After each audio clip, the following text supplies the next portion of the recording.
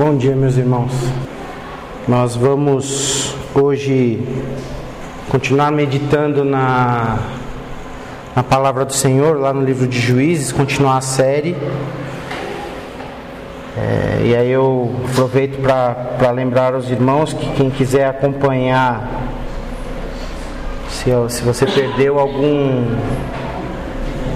alguma pregação, algum dia aqui, você pode acompanhar lá no site, também tem o podcast. Então quem está no grupo do WhatsApp, depois eu vou mandar o link de novo para vocês poderem acompanhar os dias que vocês não tiveram com a gente aqui. A semana passada foi uma bênção também com o pastor Rodrigo, e a gente vai dar continuidade hoje. Lá no livro de Juízes, nós vamos ler capítulo 6, a partir do versículo 24. Vamos continuar falando sobre Gideão. Vamos ler lá a partir do versículo 24, depois a gente contextualiza.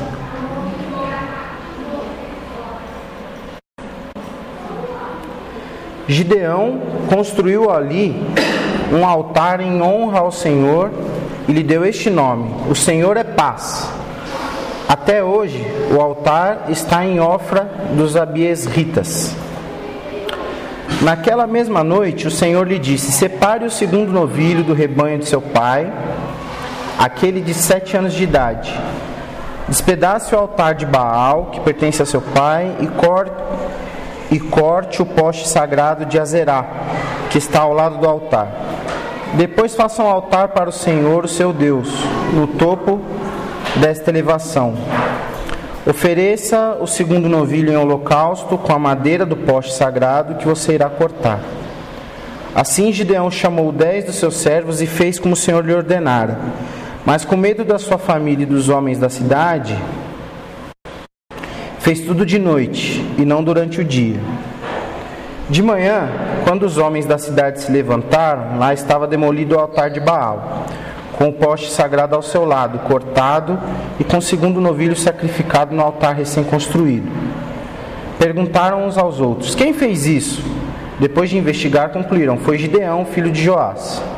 Os homens da cidade disseram a Joás: traga seu filho para fora, ele deve morrer, pois derrubou o altar de Baal e quebrou o poste sagrado que ficava ao seu lado. Joás, porém, respondeu à multidão hostil que o cercava: Vocês vão defender a causa de Baal? Estão tentando salvá-lo? Quem lutar por ele será morto pela manhã. Se Baal fosse realmente um deus, poderia defender-se quando derrubaram o seu altar? Poderia defender-se quando derrubaram seu altar. Por isso naquele dia chamaram Gideão de Jerubaal, dizendo: que Baal dispute com ele, pois derrubou o seu altar. Nesse meio tempo, todos os midianitas, amalequitas e outros povos que vinham do leste uniram os seus exércitos, atravessaram o Jordão e acamparam no vale de Jezreel. Então o Espírito do Senhor apoderou-se de Gideão, e ele, com toque de trombeta, convocou os abiesritas para segui-lo.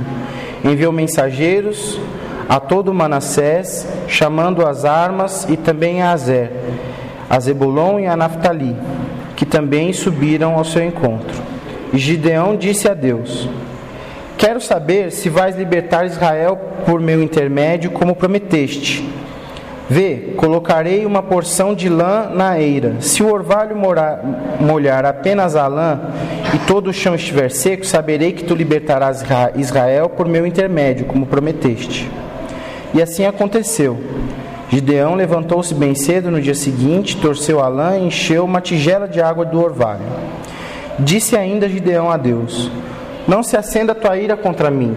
Deixa-me fazer só mais um pedido. Permite-me fazer mais um teste com a lã. Desta vez ficar seca a lã e o chão coberto de orvalho. E Deus assim fez naquela noite. Somente a lã estava seca, o chão estava todo coberto de orvalho. Amém. Senhor, nós te agradecemos, Pai, por tua palavra, que mesmo contando uma história, não sendo algo tão claro para nós, Senhor. Na verdade, isso nos faz refletir ainda mais na Tua atuação sobre a nossa vida, em como nós devemos nos comportar, ó Deus. Muito obrigado pela oportunidade de poder meditar nela e de Te seguir, Senhor, porque Tua palavra, de qualquer maneira, Senhor, ela é viva e eficaz e sempre nos transforma, Senhor. Muito obrigado por isso, em nome de Jesus. Amém.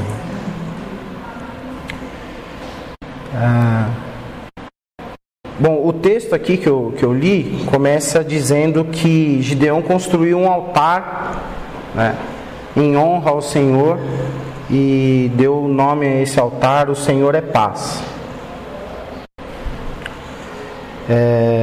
Mas qual que é o contexto dessa história? Como quem estava aqui no domingo passado deve se lembrar de que um anjo foi até Gideão, né, e se apresentou a ele. Isso está descrito lá entre os versículos 12 até o 23. E ele trazia orientações do Senhor para que fossem obedecidas por Gideão, e Gideão hesitava muito, né? A todo momento ele dava desculpas, né? Trazia dificuldades para que aquilo que era pedido pelo Senhor não fosse feito. Então precisou que acontecesse algo mais contundente para que então Gideão de fato percebesse que ele estava face a face com o anjo do Senhor. E aí, no momento em que Gideão oferece, faz uma oferta ao anjo do Senhor, a maneira como o anjo se comporta, né? A maneira como tudo se consome e ele simplesmente sai dali, faz com que Gideão tenha a certeza de que ele estava assim face a face com o anjo do Senhor. E aí aquilo muda, naquele momento transforma Gideão e traz a ele uma conversão, né? E aí esse é o primeiro ponto, né? A primeira coisa que muda, né? Porque Gideão estava ali trabalhando, fazendo as coisas dele, e toda aquela dificuldade levava ele a hesitar e a não querer ouvir outras orientações do Senhor, porque ele já estava muito ocupado, a situação estava muito complicada, né? Israel sendo assolada ali pelos midianitas e tudo mais, né? A pobreza, fazendo as coisas de maneira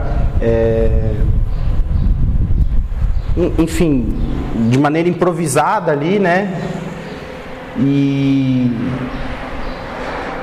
então ele não estava muito para atender o pedido do Senhor, mas ele entende que ali naquele momento ele estava sendo chamado por Deus, porque ele percebeu que estava face a face com o anjo do Senhor. Então ele constrói um memorial, ele constrói ali um altar ao Senhor que ele chama O Senhor é Paz, ali no versículo 24. Bom,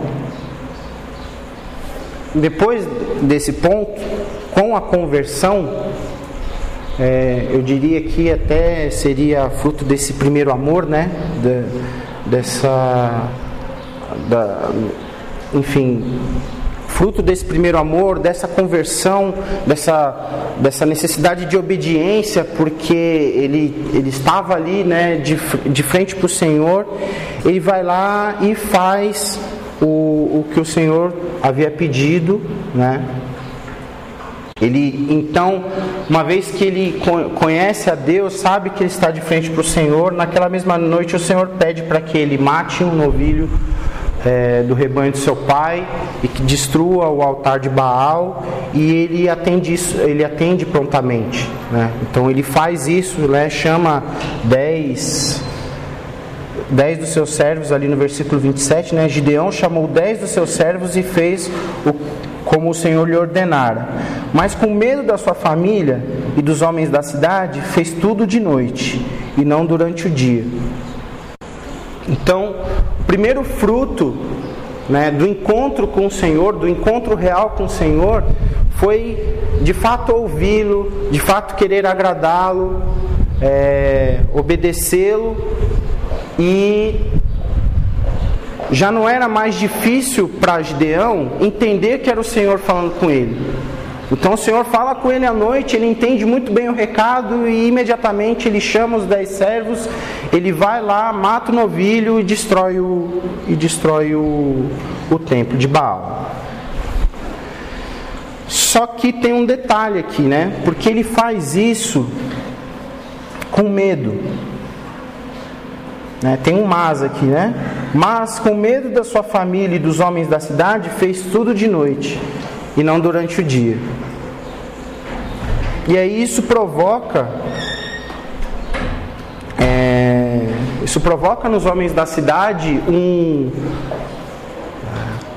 uma investigação. Eles vão correr atrás para saber quem tinha feito. Em determinado momento eles entendem que foi Gideão, lá no versículo 29.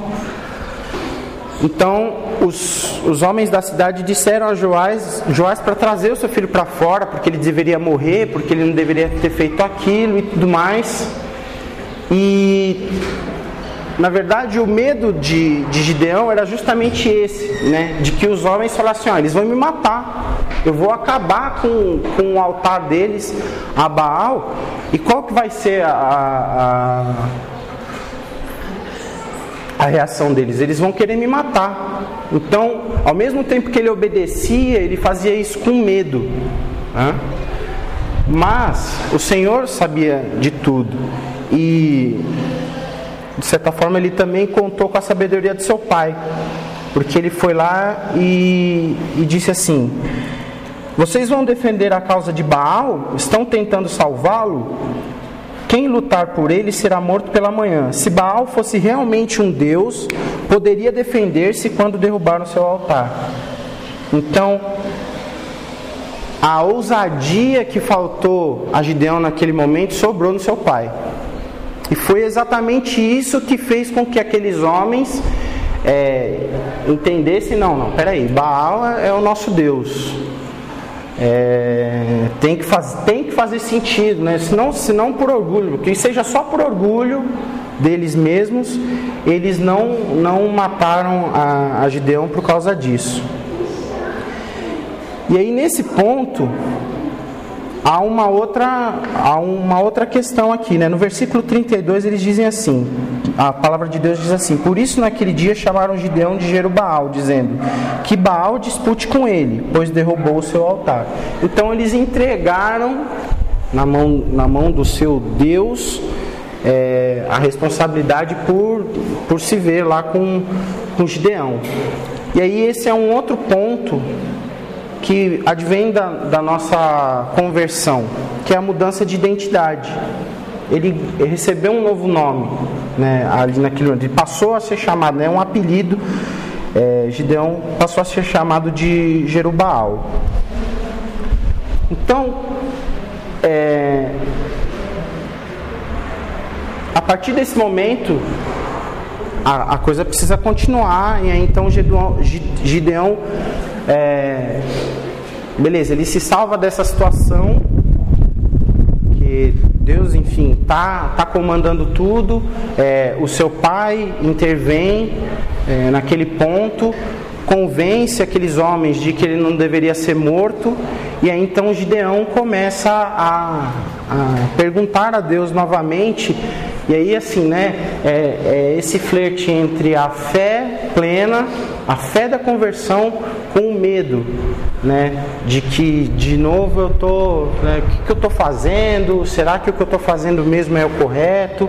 Gideão começa a perguntar mais uma vez se Deus realmente ia libertar Israel através dele. E aí ele faz uma prova com Deus, Deus responde imediatamente. E aí, como se não bastasse aquilo, e na verdade não bastou, ele ainda fala assim, né? Eu fico pensando até parece os meus filhos, assim, porque assim,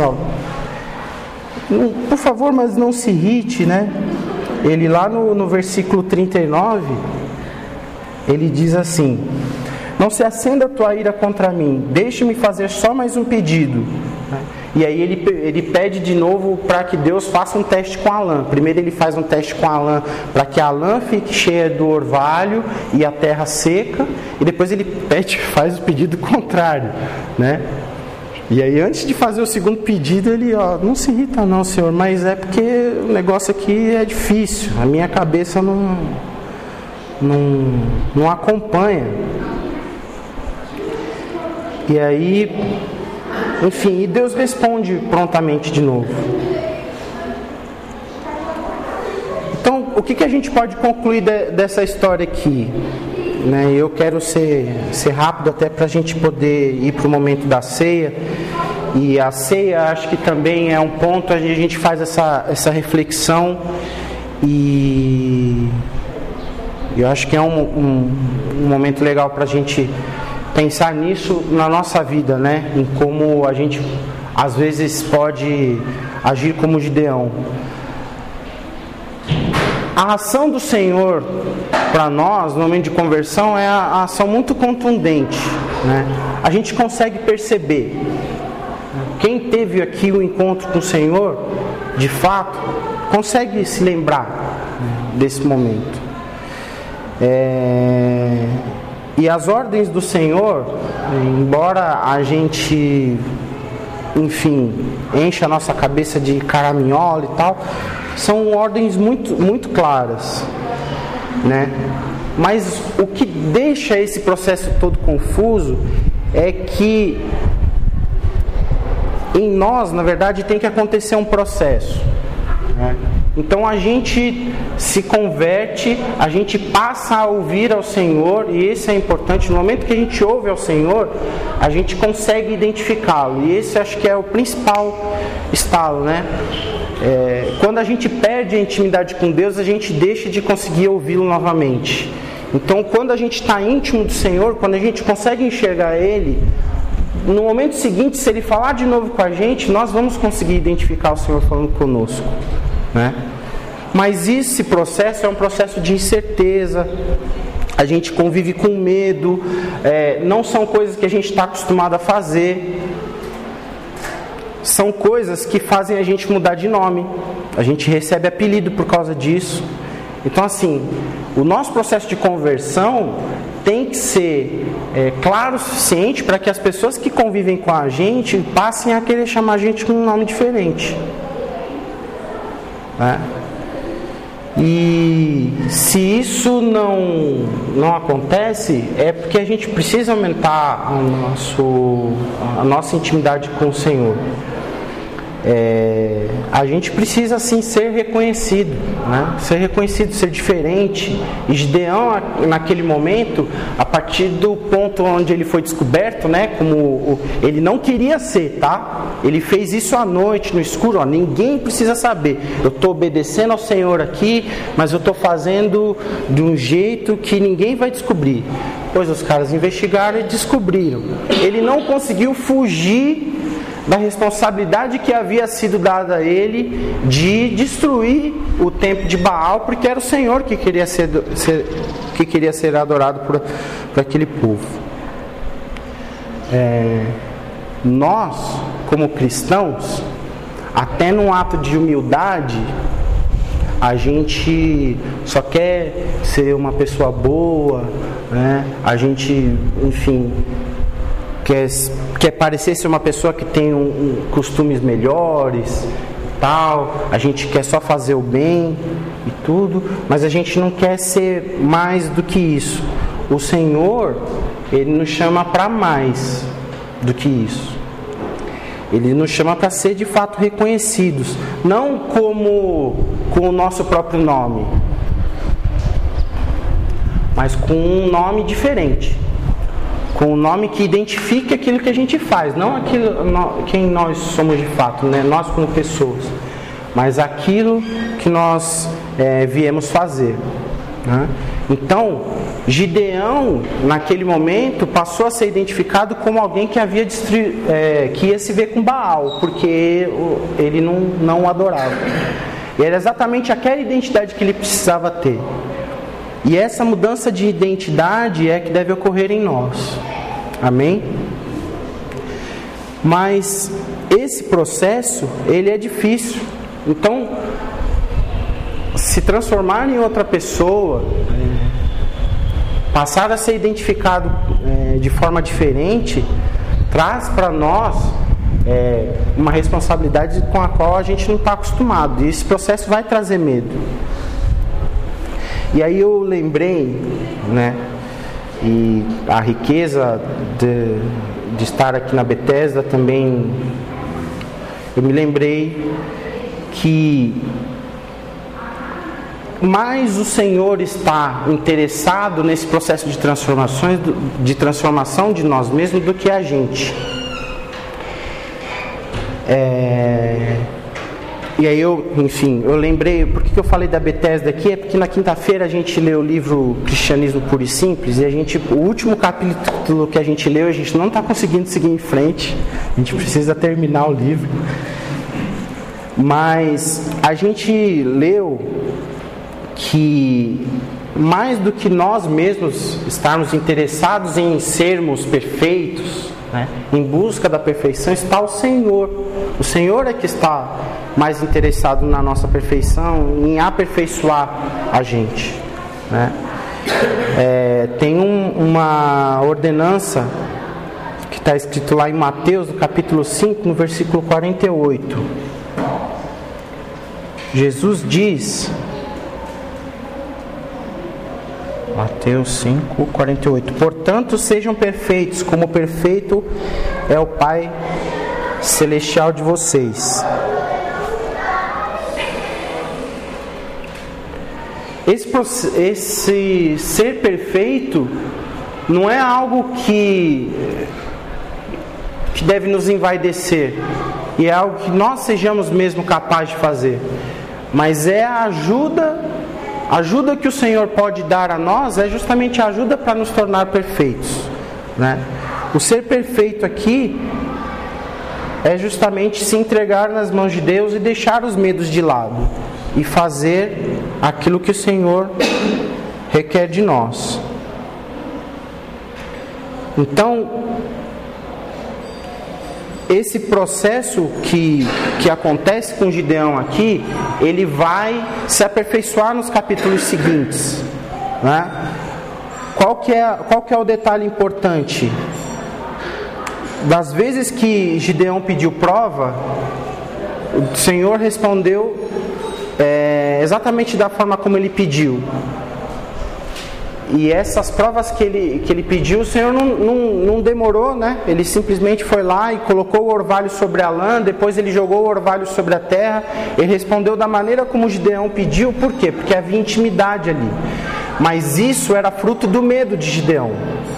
E esse medo, ele vai sair com o processo de aperfeiçoamento, né? Existe um cântico de Davi que aparece em 2 lugares na Bíblia, lá em 2 Samuel, capítulo 22, versículo 23, e também no Salmo 18.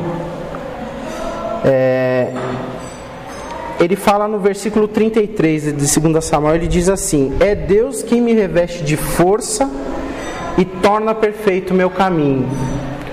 Então, essa perfeição que às vezes nos afasta até do caminho do Senhor, que parece que é algo nosso, na verdade é o Senhor quem faz por nós, né? Então a busca por deixar o medo de lado e simplesmente cumprir as ordens do Senhor, em seguir a vontade de Deus, é algo que mais o Senhor está... Repito mais uma vez, é mais o Senhor que está interessado nisso do que nós, porque é Ele quem quer nos transformar naquilo que Ele nos fez, para aquilo que Ele nos criou, né? Então, a mudança de identidade, o processo de mudança de identidade, o deixar o medo de lado e buscar a perfeição, é um processo que é encaminhado por Deus, né? É Ele que torna perfeito esse caminho, é Ele que traz a perfeição para nós, né?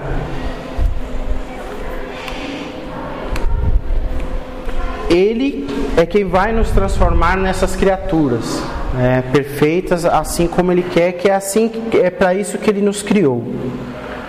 Então,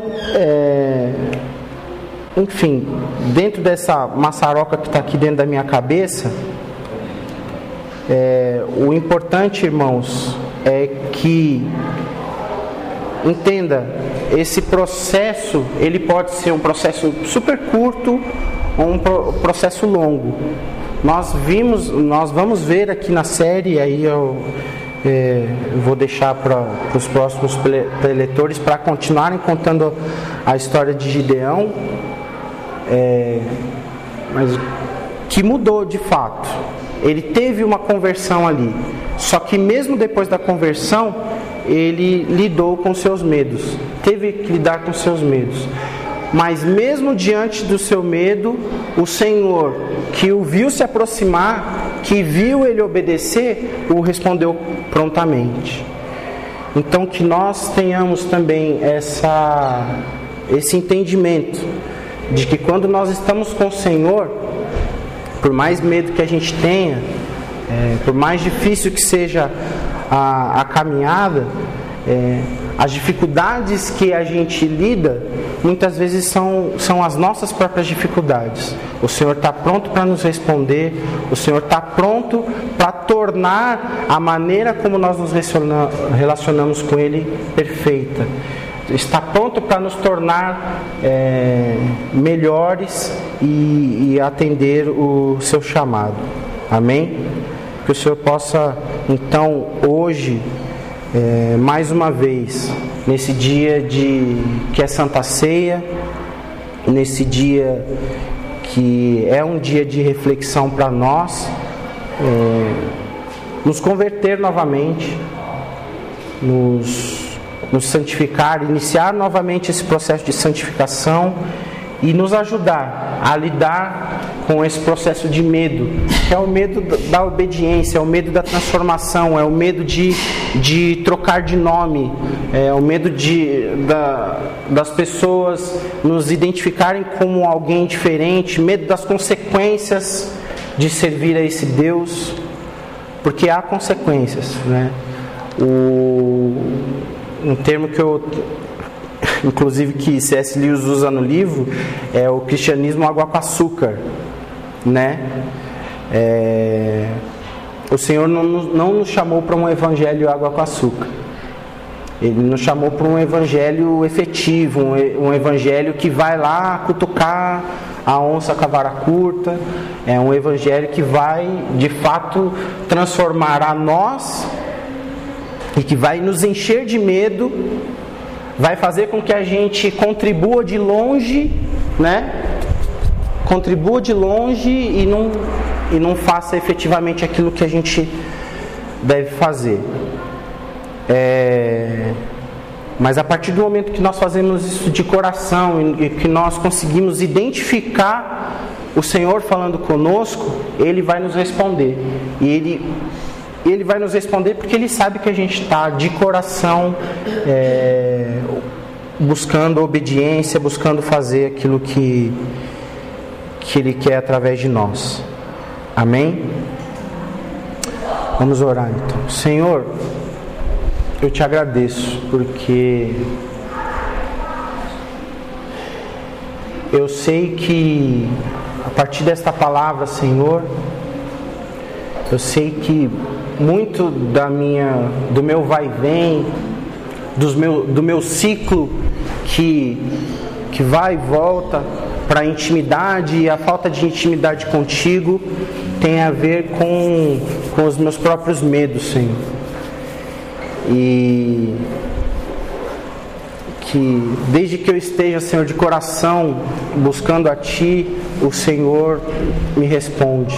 O Senhor tem provado que está comigo, ó Deus. Por isso eu te agradeço, porque antes do meu amor por Ti, o Senhor me amou primeiro e não há nada que eu possa fazer que compense isso, ó Deus. Então continua, Senhor, fazendo a Tua obra na minha vida, a obra na vida dos meus irmãos, convertendo o nosso medo em força de trabalho, em bênção para os nossos irmãos, para aqueles que estão à nossa volta, Senhor. Abrevia esse tempo, Senhor, que nós precisamos para entender quem o Senhor é. Abrevia, Senhor, esse tempo para que nós entremos em perfeita sintonia, Senhor, com a Tua vontade. E que alcancemos, Senhor, a real estatura que Tu quer que nós alcancemos. Que nós sejamos perfeitos, Senhor, diante de Ti, para que nós possamos fazer a Tua obra, Deus. Para que a gente não perca tempo dentro das nossas próprias dificuldades, e aberto, Senhor, para aquilo que Tu quer de nós, Senhor, para libertar os oprimidos, para libertar a nós mesmos, Senhor, de nós mesmos. Eu Te agradeço porque a Tua palavra vive eficaz, e seja por onde, qualquer palavra, Senhor, qualquer letra aqui que nós esbarrarmos, que nós pararmos para ler, ela fala conosco de maneira extraordinária, Senhor. Muito obrigado pelo exemplo, pela história de Gideão, que pode transformar também, Senhor, a nossa vida, a maneira como nós lidamos contigo e principalmente, Senhor, com as Tuas ordens, Senhor, com aquilo que Tu tens ordenado, Senhor, a nós como indivíduo e a nós como comunidade Betesda, Senhor. Te agradecemos porque, mesmo diante da nossa repetição, a repetição dos nossos medos, o Senhor continua nos respondendo pacientemente, provando de formas diferentes que o Senhor é o Deus da nossa vida. Que nós assim tenhamos, Senhor, coragem para destruir outros altares na nossa vida, sem medo das consequências. Começar às vezes escondidos, Senhor, mas cada vez mais abertos, para que as pessoas possam, Senhor, nos reconhecer de forma diferente, que a gente possa ter um nome diferente, Senhor, e principalmente através disso o Teu nome ser glorificado, Senhor. Em nome de Jesus nós Te agradecemos por isso, Pai. Amém.